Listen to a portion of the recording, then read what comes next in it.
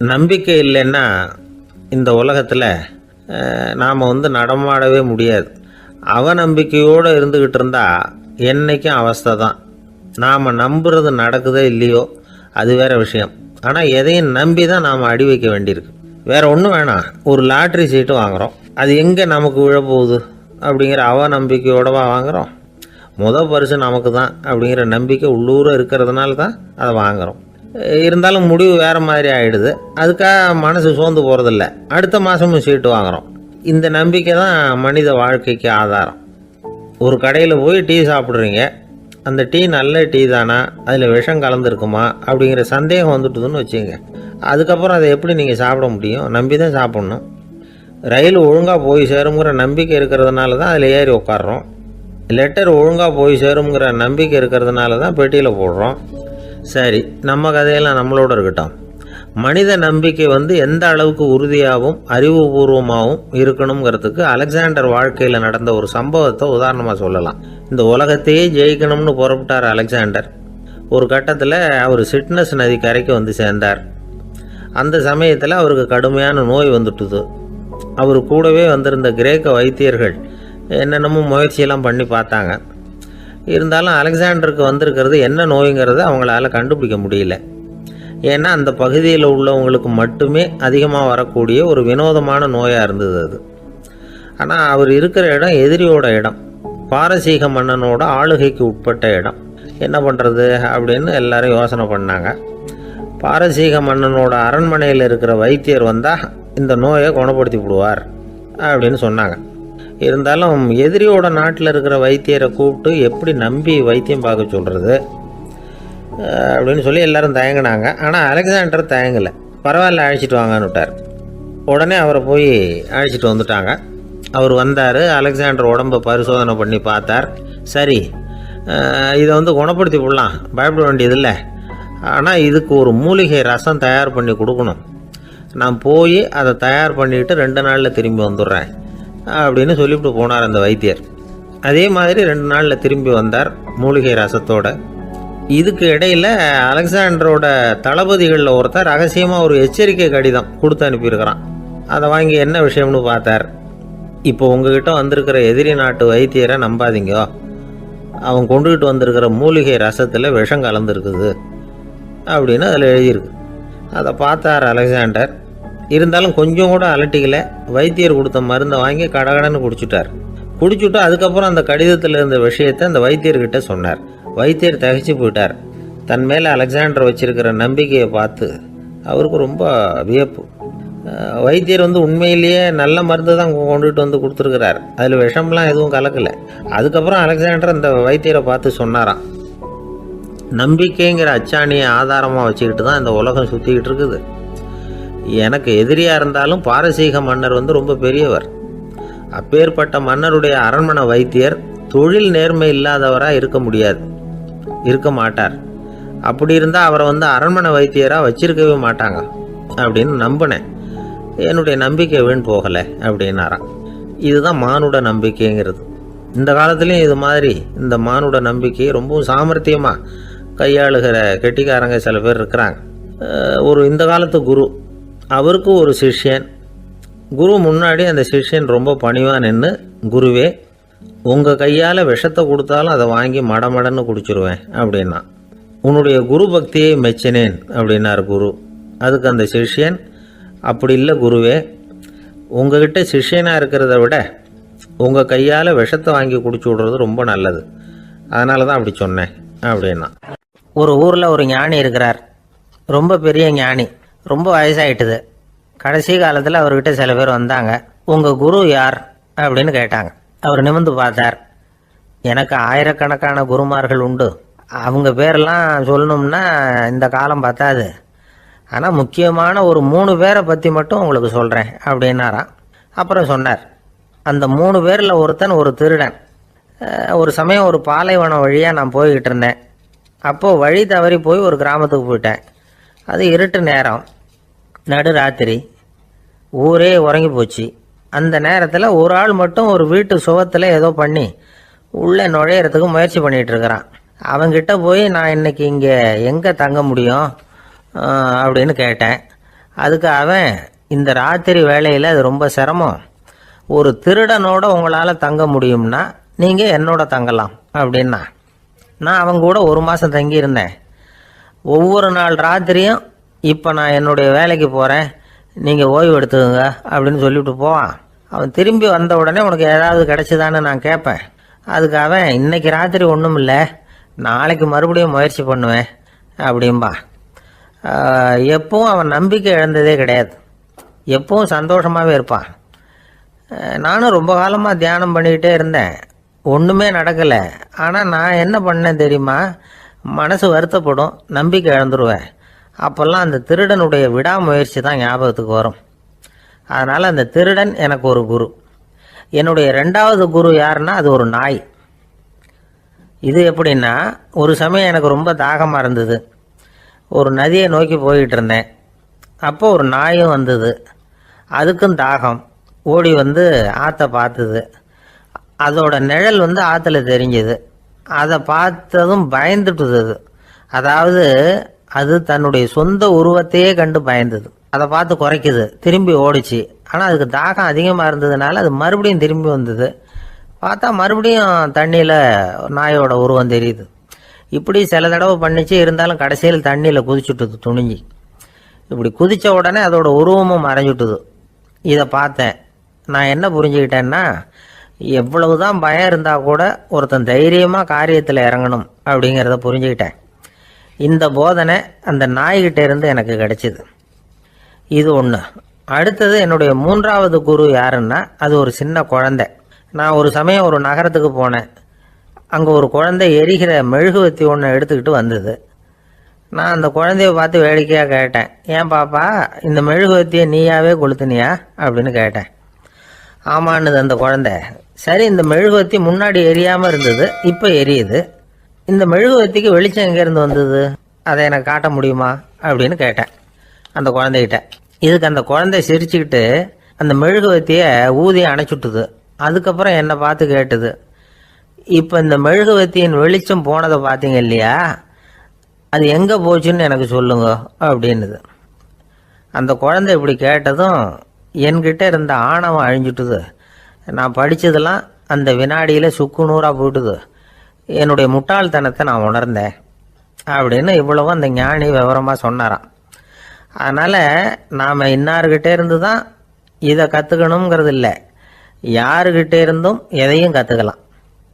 நம்மால் ஒருத்தன் ஒரு நாய் வளர்த்துக்கிட்டு இருந்தான். அந்த நாய்க்கு வால் கிடையாது, யாரோ ஏற்கனவே வெட்டி எடுத்துட்டாங்க. இந்த நாய் தான் சார் எனக்கு குரு, அதுகிட்டே இருந்து கூட நான் பாடம் கற்றுக்கிட்டு இருக்கிறேன் அப்படின்னா. அப்படி என்ன கற்றுக்கிட்டேன் இந்த வால் இல்லாத நாய்கிட்டே இருந்து அப்படின்னு கேட்டோம். நாம் யாருக்கிட்டையும் வாலாட்டக்கூடாது அப்படிங்கிற பாடத்தை அதுகிட்டே இருந்து தான் நான் கற்றுக்கிட்டேன் அப்படின்னா. ஒரு வயசான அம்மா ஒரு நாள் ஃபோன் பண்ணாங்க, ஐயா நான் இந்த தகவல் நிகழ்ச்சியை தினமும் கேட்குறேன், உங்ககிட்ட ஒரு கேள்வி கேட்கணும் அப்படின்னாங்க. என்னங்க அப்படின்னோம். எனக்கு சொந்தமாக ஒரு நல்ல வீடு இருக்குது, வேணுங்கிற அளவுக்கு பணமும் இருக்குது, கணவரும் ரொம்ப நல்லவர், ரிட்டையர் ஆகி வீட்டில் தான் இருக்கிறார், பிள்ளைங்கள்லாம் பெரிய பெரிய உத்தியோகத்தில் இருக்கிறாங்க, அதில் ஒருத்தன் ஐஏஎஸ்ஸு, பணம்லாம் கூட நிறைய கொண்டாந்து கொடுக்குறாங்க. அப்படி இருந்தும் என் மனசில் நிம்மதி இல்லை, வாழ்க்கையில் ஒரு நிறைவு இல்லை அப்படின்னாங்க. ஏன்னு கேட்டோம். அதைத்தான் நான் உங்களை கேட்குறேன், ஏன் அப்படி அப்படின்னு திருப்பி கேட்குறாங்க. எங்களுக்கு ஒன்றும் புரியல, கொஞ்சம் நேரம் குழம்பி போயிட்டோம். இருந்தாலும் அதை அவங்கக்கிட்ட காட்டிக்காமல் கொஞ்சம் சாமர்த்தியமாக, ஏம்மா உங்கள் மனசில் நீங்கள் ஏதோ ஒன்று எதிர்பார்க்குறீங்க, அது நிறைவேறலை அப்படி தானே அப்படின்னு கேட்டோம். ஆமாம் அப்படின்னாங்க. அதுக்கப்புறம் அவங்கக்கிட்ட கொஞ்சம் மனம் விட்டு பேசுகிறப்போ தானாக விஷயம் வெளியில் வந்தது. அதாவது அவங்க பிள்ளைங்க பெரிய பெரிய உத்தியோகத்தில் இருக்கிறதுனால அவசரமாக வந்து பார்த்துட்டு ஓடுறாங்களாம். ஆசையாக அம்மான்னு கூப்பிட்டுக்கிட்டு கிட்ட உட்காந்து கொஞ்ச நேரமாவது என்கிட்ட பேசினா தானே என் மனசு கொஞ்சம் நிம்மதியாக இருக்கும், அது அவங்களுக்கு தெரிய மாட்டேங்குதே அப்படிங்கிறாங்க. இதுதான் அவங்களுடைய ஏக்கம். இந்த ஏக்கம் அந்த தாயின் மனசில் இருந்துக்கிட்டு இருக்குது. இப்படி மகனுடைய அன்புக்காக மட்டுமே ஏங்குற தாய்மார்கள் பல பேர் இருக்கிறாங்க இந்த உலகத்தில். இதை நினைக்கிறப்போ ஒரு வெளிநாட்டு நாடோடி கதை ஞாபகத்தில் வருது. அதாவது கடவுள் படைப்பு தொழிலில் ரொம்ப மும்முரமாக ஈடுபட்டுக்கிட்டு இருந்தாராம். மீன்களை படைச்சாராம், பறவைகளை படைச்சாராம், விலங்குகளை படைச்சாராம். அவருக்கு திருப்தி ஏற்படலை. அதுக்கப்புறம் மனிதர்களை படைச்சிருக்கிறார். அப்போவும் அவருக்கு மன நிறைவு ஏற்படலையாம். கடைசியாக தன்னுடைய சக்தி முழுசையும் பயன்படுத்தி குறையே இல்லாத அளவுக்கு ஒரு படைப்பை உருவாக்கினாராம். அந்த உன்னதமான ஒரு படைப்பு அதுதான் பெண், அதாவது தாய். இப்படி உருவாக்கி எல்லாரையும் இந்த உலகத்தில் விட்டுவிட்டாராம். அதுக்கப்புறம் கொஞ்ச காலம் கழித்து தன்னுடைய தேவியை அழைச்சிக்கிட்டு இந்த பூலோகத்துக்கு வந்திருக்கிறார். தன்னுடைய குறையில்லாத படைப்பாகிய பெண்ணை பார்த்தாராம். ஏம்மா, உனக்கு இன்னும் ஏதாவது குறை இருந்தால் சொல்லு, அதையும் நிவர்த்தி பண்ணி விடுறேன் அப்படின்னாராம். அந்த அம்மா பார்த்துருக்காங்க. சுவாமி, எனக்கு நீங்கள் கொடுத்துருக்கிறது 2 கை. என்னுடைய பிள்ளைகளுக்கு சேவை செய்கிறதுக்கு இந்த 2 கை பத்தலை. அதனால் இன்னும் ஒரு 2 கை கொடுத்தா தேவலை அப்படின்னாங்களாம். கடவுள் பார்த்தார். அதனால் என்ன, அப்படியே செஞ்சு விடலாம், இதோ அதுக்கான வரம் கொடுத்துட்டேன் அப்படின்னார். அந்த அம்மாவுக்கு இப்போ 4 கை ஆகிட்டுது. 4 கையாலேயும் குழந்தைகளுக்கு சேவை செய்ய ஆரம்பிச்சிட்டாங்க. கடவுள் திருப்தியாக திரும்பி போனார். அதுக்கப்புறம் கொஞ்ச காலம் கழித்து மறுபடியும் திரும்பி வந்தார் தேவியோட. பெண்ணை பார்த்தார். இப்போ என்னம்மா சந்தோஷந்தானே அப்படின்னாராம். அதுக்கு அந்த அம்மா, சந்தோஷந்தான், இருந்தாலும் இப்போ எனக்கு இருக்கிற 2 காலும் போதில்லை, இன்னும் ஒரு 2 கால் இருந்தால் தேவையில்லை, நிறைய ஓடி ஆடி பிள்ளைகளுக்காக வேலை செய்ய வேண்டியிருக்குது அப்படின்னாங்களாம். சரின்னு சொல்லி 4 கால் இருக்கிறது மாதிரி செஞ்சுட்டு போயிட்டார் கடவுள். மறுபடியும் கொஞ்ச நாள் கழித்து தேவி சொன்னாங்க கடவுள்கிட்ட, நீங்கள் என்ன தான் முயற்சி பண்ணினாலும் முழுமையான ஒரு படைப்பை உங்களால் உருவாக்க முடியாது, அப்படி தான் நான் நினைக்கிறேன் அப்படின்னாங்களாம். அப்படியா சொல்கிறேன், வா அந்த பொண்ணை பார்த்துட்டு வருவோம் அப்படின்னு புறப்பட்டு இங்கே வந்தாங்களாம். இங்கே வந்து பார்த்தா 4 கால் 4 கையோடு அந்த பொண்ணு ஒரு செவுத்தில் சாஞ்சி உட்காந்து அழுதுகிட்டு இருக்குது. இப்போ தேவி அந்த பொண்ணை சுட்டி காட்டி கடவுள்கிட்ட கேட்டாங்களாம், ஏங்க, நீங்கள் அந்த பொண்ணுக்கு கையை கொடுத்தீங்க, காலை கொடுத்தீங்க, சரி, அந்த கண்ணீரையும் எதுக்காக கொடுத்தீங்க அப்படின்னு கேட்டாங்களாம். அதுக்கு கடவுள் சொன்னாராம், கையை கொடுத்தது நான் தான், காலை கொடுத்தது நான் தான், ஆனால் அந்த கண்ணீரை கொடுத்தது நான் இல்லை, அதை கொடுத்தது அந்த அம்மாவோட பிள்ளைங்க அப்படின்னாராம். இன்றைக்கும் அப்படித்தான் பல பிள்ளைங்க அவங்க அம்மாவுக்கு கண்ணீரை தான் கொடுத்துக்கிட்டு இருக்கிறாங்க. அம்மாவை மதிக்கிற பிள்ளைங்க தான் இன்றைக்கி நல்லபடியாக இருக்கிறாங்கங்கிறது அவங்களுக்கு தெரியறதில்ல. இந்த காலத்து பிள்ளையாண்டான் ஒருத்தன் அவங்க அம்மாக்கிட்டேயும் நல்ல பிள்ளையாக நடந்துக்குவான், மனைவிக்கிட்டேயும் நல்ல கணவனாக நடந்துக்குவான், ரொம்ப சாமர்த்தியம். ஒரு நாள் அவங்ககிட்ட கேட்டாங்க, ஏன்பா உங்கள் அம்மாவும் உன் மனைவியும் சண்டை போட்டுக்கிட்டா நீ எந்த பக்கம் அப்படின்னாங்களாம். வீட்டுக்கு வெளிப்பக்கம் அப்படின்னானான் அவன். இந்த உலகத்தில் எல்லாருக்கும் மகிழ்ச்சி தரக்கூடிய ஒரு பொருள் எது? இது ஒரு முக்கியமான கேள்வி. இந்த கேள்விக்கு பொருத்தமான ஒரு பதிலை உங்களால் சொல்ல முடியுமா? அதாவது கொஞ்சம் யோசித்து பார்த்தா பணம்னு சொல்லலாமா? இப்போ கையில் காசு இல்லாதவங்ககிட்ட ஒரு 10 ரூபாயை கொடுத்தா அது அவனுக்கு சந்தோஷத்தை கொடுக்கும். ஏற்கனவே வருமான வரி பிரச்சனையில் சிக்கி இருக்கிறவர்கிட்ட இன்னும் கொஞ்சம் பணம் இருந்தாங்கன்னு சொல்லி கொடுத்தோம்னா அது அவருக்கு சங்கடத்தை தான் கொடுக்கும். அதனால் அந்த கேள்விக்கு பணங்கிறது பொருத்தமான பதிலாக இருக்க முடியாது. கேள்வி என்னன்னா, இந்த உலகத்தில் எல்லாருக்கும் மகிழ்ச்சி தரக்கூடிய ஒரு பொருள் எது? சரி, இனிப்புன்னு சொல்லலாமா? ஏன்னா எல்லாருக்கும் இனிக்க தானே செய்யும். அதுலேயும் ஒரு சிக்கல் இருக்குது. சர்க்கரை வியாதிக்காரங்களுக்கு அது என்ன சந்தோஷத்தையாக கொடுக்கும்? ஆக எல்லாருக்கும் வேறுபாடு எதுவும் இல்லாமல் மகிழ்ச்சியை கொடுக்கக்கூடியது வேற ஏதோ ஒன்று இருக்குது. அது என்னன்னு கண்டுபிடிக்கணும். அதுதான் இன்றைக்கி தகவல். இப்போ அதை கண்டுபிடிக்கணும்னா இந்த கதையை கேட்கணும். அது என்ன கதைன்னா, ஒரு ஊரில் ஒரு ராஜா இருந்தார். அவருக்கும் இதே சந்தேகம் வந்துட்டுது. அதாவது எல்லாருக்கும் இன்பம் தரக்கூடிய பொருள் எது அப்படின்னு. இதுக்கு பதில் தெரிஞ்சுக்கிறதுக்கு ஆசைப்பட்டார். சரி, அதுக்கு என்ன செய்யலாம்னு யோசனை பண்ணார். நாட்டு மக்களுக்கு பகிரங்கமாக ஒரு அறிவிப்பு கொடுத்தார். நம்ம நாட்டு மக்கள் இன்பம் தரக்கூடிய பொருள் எதுன்னு நினைக்கிறாங்களோ அதை கொண்டுகிட்டு வந்து அரண்மனையில் உள்ள கண்காட்சி மண்டபத்தில் வைக்கலாம். அப்படி அவங்க வைக்கிற பொருள்களில் எது எல்லாருக்கும் இன்பம் தரக்கூடியதாக இருக்குமோ அதை வச்சவருக்கு 1000 பொற்காசுகள் பரிசு அப்படின்னு அறிவிப்பு கொடுத்துட்டார். ஜனங்கள் இந்த அறிவிப்பை கேட்டாங்க. அதுக்கப்புறம் சும்மா இருப்பாங்களா? 1000 பொற்காசுன்னா சும்மாவா? அவங்க கையில் என்னென்ன கிடைச்சதோ அதையெல்லாம் கொண்டாந்து அரண்மனை காட்சி மண்டபத்தில் வச்சுட்டாங்க. அதுக்கப்புறமா ராஜா அங்கே வந்தார். ஒவ்வொன்றா பார்த்துக்கிட்டே வந்தார். முதல்ல ஒரு குயில் இருந்தது, இனிமையாக பாடக்கூடிய குயில். இந்த குயிலோட இன்னிசை எல்லாருக்கும் இன்பம் தரக்கூடியது தான். இருந்தாலும் காது கேட்காதவங்களுக்கு இந்த இசை எப்படி இன்பம் தர முடியும்? அதனால் இது சரியில்லைன்னு விட்டார். அடுத்தபடியாக போனார். அங்கே என்ன வச்சுருக்குறாங்கன்னு பார்த்தார். பார்த்தா ஒரு அழகான மயில் அங்கே தோகை விரித்து ஆடிக்கிட்டு இருக்குது. இந்த மயிலோட ஆட்டம் வந்து மனசுக்கு இன்பம் தரக்கூடியது தான். இருந்தாலும் பார்வை இல்லாதவங்க இந்த ஆட்டத்தை பார்த்து ரசிக்க முடியுமா? முடியாது. அதனால் இதுவும் சரியில்லை அப்படின்னு சொல்லிவிட்டார். அதுக்கு அடுத்தபடியாக போனார். பல வகையான இனிப்பு பண்டங்களை வச்சுருந்தாங்க. பார்த்தார், வயசானவங்களுக்கும் நோயாளிகளுக்கும் இது வந்து இன்பம் தராது, துன்பம் தான் கொடுக்கும் அப்படின்னார். இப்படி ஒவ்வொன்றா பார்த்துக்கிட்டே போகிறார். அழகான மலர்கள், கனிகள், ஓவியங்கள் எதுவுமே பொருத்தமாக தெரியல. சகல பேருக்கும் இன்பம் தரக்கூடிய வகையில் எதுவும் இல்லை. கடைசியாக வந்தார். அங்கே ஒரு களிமண் பொம்மை இருந்தது. அது என்ன பொம்மை தெரியுமா? பசியால் வாடி இருக்கிற ஒருத்தருக்கு ஒரு அம்மா இனிமையாக பேசிக்கிட்டு சோறு போடுறது மாதிரி அந்த பொம்மையை செஞ்சுருந்தாங்க. அதுக்கு கீழே அன்பு அப்படின்னு எழுதியிருந்ததுதான். ராஜா பளிச்சுன்னு ஒரு முடிவுக்கு வந்தார். அந்த பொம்மையை செஞ்ச சிற்பியை வரவழைச்சார், பரிசு கொடுத்தார். அன்பு ஒன்று தான் எல்லாருக்கும் இன்பம் அளிக்கக்கூடிய பொருள். காது கேட்காதவங்களும் அதை கேட்க முடியும், பார்வை இல்லாதவங்களும் அதை பார்க்க முடியும், குழந்தைகளும் அதை உணர முடியும் அப்படின்னு அதுக்கு விளக்கம் கொடுத்தார் அந்த மன்னர். இந்த உலகத்தில் எல்லாருக்கும் மகிழ்ச்சி தரக்கூடிய ஒரு பொருள் அன்பு தான். அதை புரிஞ்சுக்கிட்டு தான் சில கணவன்மார்கள் மனைவி பேரில் ரொம்ப அன்பை காட்டிக்கிறது வழக்கம். ஒரு வீட்டு வாசப்படி பக்கமாக மழைக்கு வந்து ஒதுங்கினார் ஒருத்தர். மழை தூரிக்கிட்டு இருந்தது, இருட்டு நேரம். அந்த வீட்டில் இருந்தவர், இன்னைக்கு ராத்திரி வேணும்னா இங்கேயே தங்கிட்டு காலையில் போங்க அப்படின்னார். உடனே இவர் சொன்னார், ரொம்ப நன்றிங்க, ஒரு 10 நிமிஷத்தில் இதை வந்துவிடுறேன் அப்படின்னு சொல்லிவிட்டு எங்கேயோ ஓடினார். 10 நிமிஷம் கழித்து திரும்பி வந்தார். ஆமாம், எங்கே போயிட்டு வந்தீங்கன்னு கேட்டார் வீட்டில் இருந்தவர். நேராக எங்கள் வீட்டுக்கு போய் மனைவி கிட்ட இன்னைக்கு ராத்திரி இங்கேயே தங்கிக்கிறேன்னு சொல்லிவிட்டு வந்துவிட்டேன் அப்படின்னார் அவர். அன்புல இது ஒரு ரகம். அந்த ஆள் என்னை கண்ணா பண்ணான்னு திட்டி விட்டான் சார், அதை நினச்சா எனக்கு ரொம்ப வருத்தமாக இருக்குது அப்படின்னு சொல்லி கவலைப்பட்டார் ஒருத்தர். இதில் கவலைப்படுறதுக்கு என்ன இருக்குது அப்படின்னார் ஒரு பெரியவர். அவர் ஒரு மகான். என்ன சார் இப்படி சொல்கிறீங்க, ஒருத்தர் நம்ம பார்த்து திட்டுனா வருத்தமாக இருக்காதா அப்படின்னார். அது எப்படி வருத்தமாக இருக்கும், திட்டுறதுங்கிறது என்ன, அது வெறும் சத்தம் தானே அப்படின்னார் அந்த பெரியவர். நம்ம ஆளுக்கு தலையை பிச்சுக்கலாம் போல இருந்தது. இருக்காத அப்படின்னா நமக்கு அப்படி தானே தோணுது.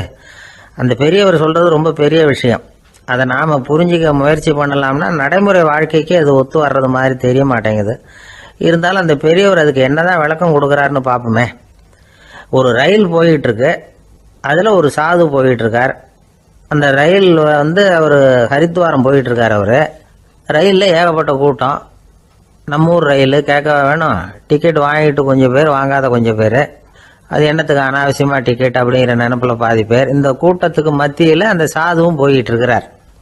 உட்கார்றதுக்காக இருந்த இடத்துல ஒரு ஆள் படுத்துருக்கிறான், கொஞ்சம் முரட்டு ஆசாமி. அவன் காலு பக்கத்தில் கொஞ்சோண்டு இடம் பாக்கி இருந்தது. அந்த இடத்துல இந்த சாது உட்காந்துருந்தார். மெதுவாக உட்காந்துக்கிட்டார் போய். ஆனால் அந்த ஆள் ராத்திரி பூரா இவரை காலால் உதச்சிக்கிட்டே இருக்கிறான். அது இவருக்கு ரொம்ப அவமானமாக பட்டுது. அதனால் துக்கம் ஏற்பட்டது. இருந்தாலும் அதை ஒரு மாதிரியாக சகிச்சுக்கிட்டே இவர் வந்து சேர்ந்தார். பொழுது விடிஞ்சது. அந்த சாது ஹரித்வார் வந்து சேர்ந்தார். அங்கே ஒரு பெரிய ஞானியை சந்தித்தார். ராத்திரி ரயிலில் அந்த ஆள் உதைச்சதையும் அதனால் தனக்கு ஏற்பட்ட துக்கத்தையும் இந்த சாது அந்த ஞானிகிட்ட சொன்னார். சொல்லிவிட்டு, ஏன் சுவாமி, எனக்கு துக்கம் ஏற்பட்டதே அது தப்பா அப்படின்னு கேட்டார். தவறு தான் அந்த ஞானி. உனக்கு இன்னமும் தேக அபிமானம் போகலைங்கிறது தான் அது காட்டுது. அஷ்டாவக்கிரர் என்ன சொல்றார் தெரியுமா? உண்மையான ஞானி யாராவது தன்னை வந்தனை செய்தால் அதற்காக சந்தோஷப்பட மாட்டார், யாராவது நிந்தனை செய்தால் அதற்காக வருத்தப்பட மாட்டார் அப்படின்னு சொல்றார். நிந்தனைங்கிறது ஒரு ஒலி தான். தேகாபிமானம் இருக்கிற வரைக்கும் இந்த ஒலி நம்மளை வந்து வேதனைப்படுத்தும். நான் தேகம் இல்லை, ஆத்மா அப்படிங்கிற நினைவு இருந்தால் இந்த ஒலி நம்மளை பாதிக்காது. மனு என்ன சொல்றார் தெரியுமா? ஒரு சாதகன் பாராட்டுதலை விஷம்னு நினைச்சு பயப்படணும், அவமானத்தை அமிர்தம்னு நினைச்சு சந்தோஷப்படணுங்கிறார். அவமானப்பட்டா கவலைப்படாமல் எப்படி இருக்க முடியும் அப்படின்னு தான் நமக்கு தோணும். அதனால தான் நம்மளில் யாரும் இதுக்கு உதாரணமாக யாரையும் காட்ட முடியல. புத்தரையும் கபீரையும் உதாரணமாக காட்டுறாங்க. அவங்களுக்கெல்லாம் அவமானம் ஏற்பட்டப்போ கவலையே படலையாம். புத்தரை வந்து அவமானப்படுத்தணுங்கிறதுக்காக கௌசாம்பி ராணி ஒரு இளம் பெண்ணை கொலை பண்ணி சடலத்தை புத்தர் குடிசைக்கு முன்னாடி போட சொன்னார். போட்டாங்க. புத்தர் தான் அந்த பொண்ணை கெடுத்து கொலை பண்ணி விட்டாருன்னு எல்லாரும் நினைச்சாங்க. ஆனால் புத்தர் இதை பற்றி கவலையே படலை. அப்புறமா உண்மை தெரிஞ்சதும் புத்தர் புகழ் இன்னும் அதிகமாயிட்டது. ஒரு பெரிய சபையில் ஒரு மோசமான பொண்ணு நுழைஞ்சி தனக்கும் கபீருக்கும் சம்பந்தம் உண்டுன்னு சொன்னான். கபீர் கவலைப்படலை. அவங்க மாதிரியெல்லாம் நாமளும் இருக்க கற்றுக்கணும். நிந்தனை, அபகீர்த்தி, அவமானம் எல்லாம் ஆண்டவன் கொடுக்குற பிரசாதம்னு நினைக்கணும் அப்படின்னு சொல்கிறார் அந்த ஞானி. இதை கேட்ட இந்த காலத்து ஆசாமி ஒருத்தர், நான் கூட அப்படி தான் சார், யாராவது அவமானப்படுத்தினா கவலைப்பட மாட்டேன். நேற்று கூட ஒருத்தர் என்ன பலார்னு அரைஞ்சுட்டார், நான் கொஞ்சம் கூட கவலைப்படலை, பேசாமல் வந்துட்டேன்னார். ஏன் அப்படி வந்துட்டீங்க அப்படின்னு. அவர் அரைஞ்சதுலேயும் ஒரு அர்த்தம் இருந்தது, அதனால தான் அப்படி வந்துட்டேன்னார். ஏன் அரைஞ்சாருன்னு கேட்டேன். 10 வருஷத்துக்கு முன்னாடி 15 ரூபா அவர்கிட்ட கடன் வாங்கினேன், அதை கேட்டு கேட்டு பார்த்துட்டு கடைசியாக தான் அரைஞ்சார் அப்படின்னார். ஆண்டவனுடைய பிரசாதம் இவருக்கு அடிக்கடி கிடைக்கும் போல இருக்கு. எதிர்காலத்தை நினைச்சா எனக்கு ரொம்ப பயமா இருக்கு சார் அப்படின்னு சொல்றவங்க நிறைய பேர் இருக்கிறாங்க. அதாவது பயப்படாத மனிதர்கள்னு யாருமே கிடையாது. ஒவ்வொருத்தருக்கும் ஒவ்வொரு விதமான பயம் இருந்தாலும் ஒட்டுமொத்தமா பார்க்குறப்போ மனிதனுக்கு 6 விதமான பய உணர்வுகள் வரலாம் அப்படின்னு பெரியவங்க சொல்றாங்க. எல்லா விதமான பயமும் இந்த 6 வகைக்குள்ள அடக்கம். அந்த 6 வகை பயமும் 6 எதிரிகள் மாதிரியாம். 6 எதிரிகளையும் புரிஞ்சுக்கிட்டோம்னா போதும், வாழ்க்கையில சுலபமா வெற்றி அடைய முடியும். சரி, அந்த 6 வகை பயம் என்னென்ன அப்படின்னு பார்ப்போம். முதல்ல வறுமை பற்றிய பயம், 2வது பழிச்சொல் பற்றிய பயம், 3வது உடல் நலம் பாதிப்பு பற்றிய பயம், 4வது என்னன்னா காதல் தோல்வி, 5வது முதுமை, 6வது மரணம்.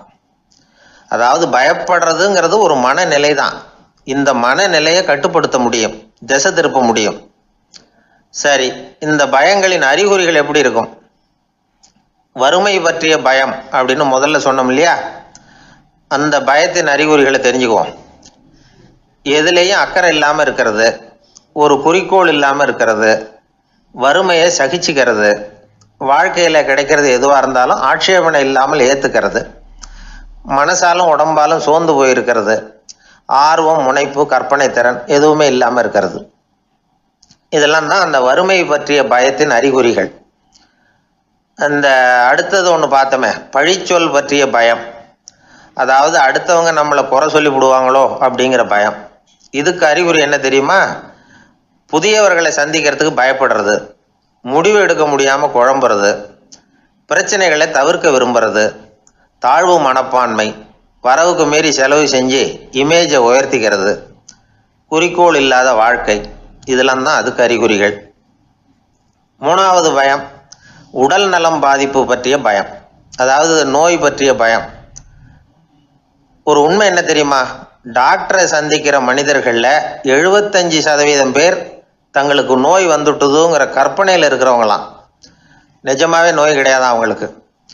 இந்த பயத்தின் அறிகுறிகள் என்னென்னா, வியாதிக்கான அறிகுறிகள் தன்னிடம் இருக்கிறதாக நினச்சிக்கிறது, எந்த நேரமும் வியாதியை பற்றியே பேசி பேசி மனசை அங்கேயே வச்சிருக்கிறது, நோய் சம்பந்தமான செய்திகளை படித்து நமக்கு இப்படி ஆயிடுமோ அப்படின்னு வேதனைப்படுறது, இதெல்லாம் தான் அதுக்கு அறிகுறிகள். 4வது பயம் காதல் தோல்வி. இது ரொம்ப வேதனை, உடம்பையும் மனசையும் சீரழிச்சு விடும். ஆண்களை விட பெண்கள் தான் இந்த பய உணர்வில் அதிகமாக பாதிக்கப்படுறாங்க. 5வது முதுமை பற்றிய பயம். 6வது மரண பயம், வயசான காலத்தில் எப்படி சமாளிக்கிறது அப்படிங்கிற பயம். ஆக இதையெல்லாம் நாம் புரிஞ்சிக்க வேண்டியது ரொம்ப அவசியம். இந்த 6 வகை பயங்களை சரியாக புரிஞ்சுக்கிட்டு நாம் நடந்துக்கணும். வாழ்க்கையின் முன்னேற்றத்துக்கு இந்த பயங்கள் முட்டுக்கட்டே ஆகிடக்கூடாது. உழைச்சி பணம் சேர்க்கணும், உற்சாகமாக மனசை வச்சுக்கணும். மனசை கட்டுப்படுத்துகிற மார்க்கம் தெரிஞ்சுக்கிட்டா போதும், எல்லாம் சரியாக வந்துடும். நம்ம ஆள் ஒருத்தன் சொன்னான், சார் எனக்கு வறுமை பற்றிய பயம்தான் இருந்தது, ஒரே ராத்திரியில் 30,000 ரூபா தயார் பண்ணிவிட்டேன், இப்போ எனக்கு இன்னொரு பயம் வந்துட்டுதுன்னா. என்ன பயம்னு கேட்டாங்க. போலீஸு கண்டுபிடிச்சிருமோங்கிற பயம்னா. இது இந்த பயத்தில் அடங்காது.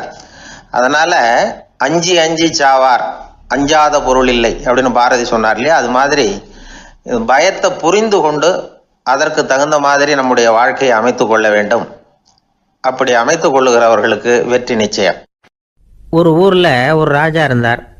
அவர் ஒரு பூனை வளர்த்தார். ரொம்ப செல்லமாக அவர் அந்த பூனையை வளர்த்தார். அவர் என்ன பண்ணுவார் தெரியுமா? இரவு நேரத்தில் அந்த பூனையோட தலையில் ஒரு விளக்கை வச்சுருவார். அந்த பூனை ரொம்ப ஜாக்கிரதையாக அந்த விளக்கு கீழே விழுந்துடாமல் பார்த்துக்கும். தலையை ஆட்டாமல் ரொம்ப நிதானமாக ராஜா பின்னாடி நடந்து போய்கிட்டே இருக்கும்.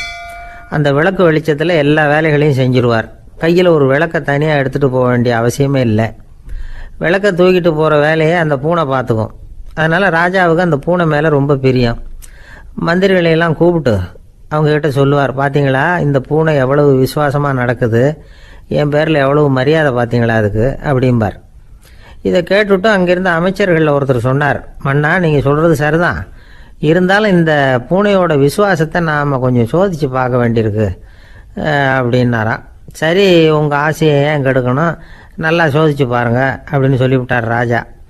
உடனே அந்த அமைச்சர் என்ன பண்ணார் தெரியுமா, எங்கேயோ புறப்பட்டு போனார்.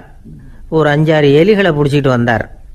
அரண்மனையில் ராஜா ஏதோ வேலை பார்த்துக்கிட்டு இருக்கிறாரு. பக்கத்தில் அந்த பூனை ரொம்ப பணிவாக நின்றுக்கிட்டு இருக்குது. அது தலையில் விளக்கு எரிஞ்சிக்கிட்டு இருக்கு.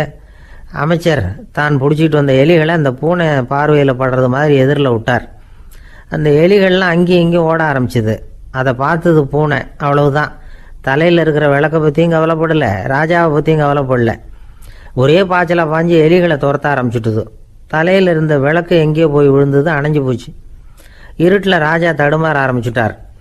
இந்த சமயத்தில் அந்த அமைச்சர் மறுபடியும் விளக்கை ஏற்றினார், வெளிச்சம் வந்தது. அதுக்கப்புறம் அந்த அமைச்சர் பேசினார், அரசே, பூனையோட விசுவாசத்தை பார்த்தீங்களா, எலி அது கண்ணில் படுற வரைக்கும் தான் விசுவாசமாக இருந்தது.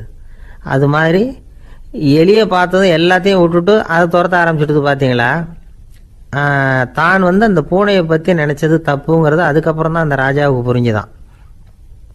சரி, இப்போ எதுக்கு இந்த கதையெல்லாம் அப்படிங்கிறீங்களா, இந்த பூனை மாதிரி தான் நம்ம மனசும். மனசை எவ்வளவு தான் பயிற்சி கொடுத்து பக்குவமாக வச்சுருந்தாலும் பார்க்குறதுக்கு பரமசாது மாதிரி தான் இருக்கும். பார்க்க வேண்டியதை பார்த்துட்டுதுன்னா பாஞ்சிரும். இந்த பூனை மாதிரி புலன் இன்ப பொருள்கள் கிட்டாத வரைக்கும் மனம் அடங்கி இருக்கிறது மாதிரி தான் தெரியும். கொஞ்சம் வாய்ப்பு கிடைச்சாலும் அது குதிக்க ஆரம்பிச்சிடும், தப்பு பண்ண ஆரம்பிச்சிடும். பெரிய பெரிய முனிவர்கள் வாழ்க்கையில் நடந்த வீழ்ச்சி இதை தான் நிரூபிக்குது. புலன்களின் ஆற்றல் அதிகம், அதனால் மனக்கட்டுப்பாடு பயிற்சிகளில் ரொம்ப எச்சரிக்கையாக இருக்கணுங்கிறார் சுவாமி சிவானந்தர். மது பழக்கத்தையே விட்டுவிட்டேன்னு உறுதியாக இருப்பான். கடை கண்ணில் பட்டுவிட்டதுன்னா கால் அவனை கேட்காமலே இழுத்துக்கிட்டு உள்ளே போயிடும். இதுதான் மனசுங்கிறது. அதுதான் அந்த ராஜா வளர்த்த பூனை. நம்மால் ஒருத்தன் அந்த ராஜா பூனை தலையில் விளக்க வச்சது மாதிரி இவன் தன்னுடைய தலையிலேயே ஒரு விளக்கை ஏற்றி வச்சுக்கிட்டு என்னத்தையோ தேட ஆரம்பித்தான். தேடிக்கிட்டு இருக்கிறான். தலையை ஆட்டாமல் நிதானமாக நடந்து ரொம்ப நேரமாக தேடிட்டு இருக்கிறான். அந்த சமயம் அங்கே வந்த ஒருத்தர், என்னத்தை தேடுறீங்கன்னு கேட்டார். அதுதான் மறந்து போச்சு அப்படின்னு இழுத்தான். சரி, கொஞ்சம் இப்படி உட்காருங்க, ஞாபகம் வந்ததும் தேட ஆரம்பிக்கலாம் அப்படின்னார் அவர். இவன் கொஞ்ச நேரம் உட்காந்து யோசித்தான். அப்புறம் திடீர்னு எழுந்திரிச்சான். ஞாபகம் வந்துட்டுதுன்னா. என்னன்னு கேட்டார். எங்கள் வீட்டில் இருந்த விளக்கை எங்கே வச்சேன்னு தெரியல, அதை தான் தேடிக்கிட்டு இருக்கிறேன், ஏற்றி வைக்கலாம்னு பார்க்குறேன் அப்படின்னா. பொங்கல் திருநாள். பொங்கல் திருநாள்னா இது ஏதோ அறுவடை திருநாள் அப்படின்னு சொல்லுவோம். அதாவது வருஷம் பூரா நாம் பாடுபட்டு அதனுடைய பலனை அனுபவிக்கிற நாள் அப்படிங்கிறது நாம் சொல்லிகிட்டு இருக்கிறது. இது முக்கியமாக இது ஒரு நன்றி அறிவிப்பு நாள் அப்படின்னு சொல்லுவாங்க. இன்றைக்கி நிறைய நன்றி அறிவிப்பு கூட்டம்லாம் நடந்துக்கிட்டு இருக்குல்ல, அது மாதிரி விவசாயிகள் நடத்துகிற ஒரு நன்றி அறிவிப்பு விழா இது. யாருக்கு நன்றி சொல்கிறாங்கன்னா ஆதவனுக்கு. அதாவது சூரியன் இல்லைன்னா விவசாயம் இல்லை. அதனால் ஆதவனுக்கு நன்றி செலுத்துகிற நாளாக இந்த பொங்கல் திருநாளை நாம் கொண்டாடுறோம். அதாவது இந்த பொங்கலில் விவசாயிகள்கிட்டேருந்து நிறைய பண்புகளை நாம் தெரிஞ்சுக்க வேண்டிய நாள் இது. விவசாயிகள் அவங்க விவசாயம் முன்னேறி இருக்கிற அளவுக்கு விவசாயிகளுடைய வாழ்க்கை தரம் முன்னேறலை. அந்த அளவுக்கு அவர்கள் நாட்டுக்காக உழைச்சிக்கிட்டு இருக்கிறாங்க.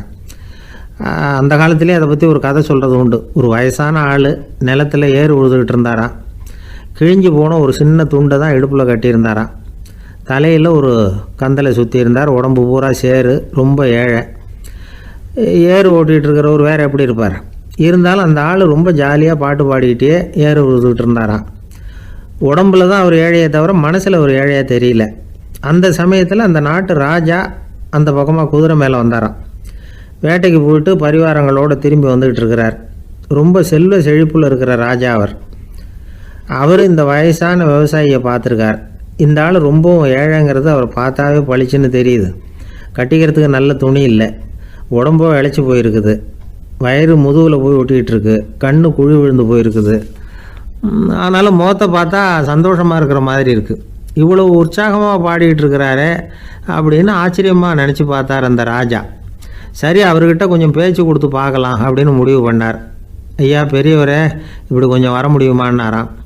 பொழுது போகிறதுக்குள்ளே நான் இந்த வயல் பூரா உழவு ஓட்டி ஆகணும், அதனால் பேசுகிறதுக்கு நேரம் இல்லை அப்படின்னாராம் அந்த பெரியவர். என்ன அவ்வளவு அவசரமாக, மீதி இருந்தால் நாளைக்கு உழுதக்கூடாதா? அது சரி, உனக்கு எத்தனை ஏக்கர் நிலம் இருக்குது அப்படின்னு விசாரிச்சிருக்கார் ராஜா. எனக்குன்னு சொந்தமாக உள்ளங்கை அளவு கூட நிலம் கிடையாது. இது எங்கள் முதலாளியோட நிலம். இதை பூராவும் உழுது முடித்தாதான் அவர் கூலி கொடுப்பார்.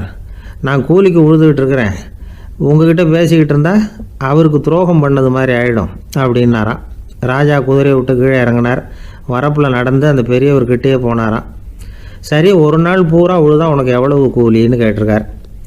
8 அணா கூலி கிடைக்கும்னாராம் அவர். இது ரொம்ப காலத்துக்கு முன்னாடி நடந்த ஒரு சம்பவங்கிறதுனால அப்போ 8 அணா கூலிங்கிறது ரொம்ப பெருசு. இருந்தாலும் அதுவும் அந்த ராஜாவுக்கு பெரிய கூலியாக தெரியல. இவ்வளவு தானா, இதை வச்சுக்கிட்டு நீ எப்படி காலம் தள்ளுற அப்படின்னாராம். ஒன்றும் கவலை இல்லை அப்படின்னாராம் அவர். ராஜாவுக்கு ரொம்ப ஆச்சரியமாக போச்சு. 8 அணா கூலி வாங்குகிற இந்த ஆள் கவலை இல்லாமல் இருக்கிறார், ஏராளமான வசதியோடு இருக்கிறன்னா கவலை இல்லாமல் வாழ முடியலையே அப்படின்னு நினச்சி பார்த்துருக்கார். அது சரி, 8 அணாவில் எப்படி குடும்பம் நடத்துகிற அப்படின்னு கேட்டாராம். எனக்கு கிடைக்கிற 8 அணாவில் 2 அணா குடும்பத்துக்கு செலவழிக்கிறேன், 2 அணா பழைய கடனுக்கு கொடுக்குறேன், 2 அணா தர்மம் செய்கிறேன், 2 அணா வட்டிக்கு கொடுக்குறேன், ஒரு குறையும் இல்லைன்னாராம். ராஜாவுக்கு ஒன்றும் புரியல. எனக்கு ஒன்றும் புரியலேன்னு இருக்கார். ஐயா, எனக்கும் என் மனைவிக்கும் 2 அணா செலவாகுது. வயசான அம்மா அப்பா இருக்கிறாங்க, சின்ன வயசில் என்னை காப்பாற்றினவங்க அவங்க. அந்த கடனுக்கு 2 அணா செலவாகுது, அது பழைய கடன். என் தங்கச்சி ஒருத்தி ஆதரவு இல்லாத நிலைமையில் தன்னுடைய மகனோட என் வீட்டில் இருக்கிறா. அவளுக்கும் அவள் மகனுக்கும் 2 அணா செலவு பண்ணுறேன், அது தர்மம். எனக்கு 2 பிள்ளைங்க இருக்கிறாங்க, அவங்களுக்கு 2 அணா செலவு பண்ணுறேன், அது வட்டிக்கு கொடுக்கறது மாதிரி. பிற்காலத்தில் அவங்க எங்களை காப்பாற்றுவாங்க. அந்த வகையில் நான் திருப்தியோடு வாழ்ந்துக்கிட்டு இருக்கிறேன் அப்படின்னாராம். ராஜாவுக்கு அர்த்தம் புரிய ஆரம்பிச்சுதான். அந்த பெரிய நிலத்தை விலை கொடுத்து வாங்கி அந்த பெரியவருக்கே தானமாக கொடுத்துட்டாராம். இப்போ உழுதவருக்கே நிலம் சொந்தமாயிட்டுது. அன்னையிலேருந்து அரசனுக்கும் ஆறுதல் கிடைச்சிதான். இப்படி ஒரு கதை சொல்லுவாங்க. 8 அணா வருமானத்தை வச்சுக்கிட்டு எப்படி காலத்தை தள்ளுறதுன்னு சொல்கிறதுக்காக இந்த கதையை சொல்கிறதாக யாரும் தப்பாக நினச்சிக்கக்கூடாது. கிடைக்கிறத எப்படி பங்கு போடுறார், எப்படி திருப்தியாக வாழறார் அப்படிங்கிறது தான் முக்கியம். அது மாதிரி இன்றைக்கு இந்த பொங்கல் திருநாளில் உழவர்கள் மனசு மகிழ்ச்சியாக இருந்ததுன்னா அது எல்லாரும் மகிழ்ச்சியாக இருக்கிறது மாதிரி அர்த்தம். அதனால் அவர்கள்ட்டேருந்து நாம் பாடம் கற்றுக்கணும். சில உழவர்கள் தங்கள் நிலத்தில் விளையிறத தாங்கள் சாப்பிட மாட்டாங்க, அடுத்தவங்கள்ட்ட விற்றுட்டு சந்தையில் போய் வேறு அரிசி வாங்கிட்டு வந்து தான் இவங்க சாப்பிடுவாங்க. அப்படிப்பட்ட விவசாயிகள்லாம் இது உண்டு. பங்கிடுகிற பண்பை உழவர்கள்ட்டேருந்து கற்றுக்கொள்ளுங்கள் அப்படிம்பாங்க. ஒரு ஆள் நிம்மதியாக மகிழ்ச்சியாக இருந்தானா, உங்கள் நிம்மதிக்கும் மகிழ்ச்சிக்கும் என்ன காரணம்னு கேட்டிருக்கார் இன்னொருத்தர். என்கிட்ட இருந்தது பூராவையும் என் பிள்ளைங்களுக்கு சமமாக பங்கு போட்டு கொடுத்துட்டேன், எனக்குன்னு எதுவுமே வச்சுக்கல, அதுதான் நிம்மதிக்கு காரணம்ன்றிருக்கான். உங்ககிட்ட இருந்தது எவ்வளவு இருந்தது அப்படின்னு கேட்டிருக்காரு அவர். மொத்தமாக ஒரு 50,000 ரூபா இருக்கும் அப்படின்னு இருக்கான். அவ்வளவும் பணமாகவே இருந்ததா அப்படின்னு கேட்டிருக்காங்க இவங்க. இல்லைங்க,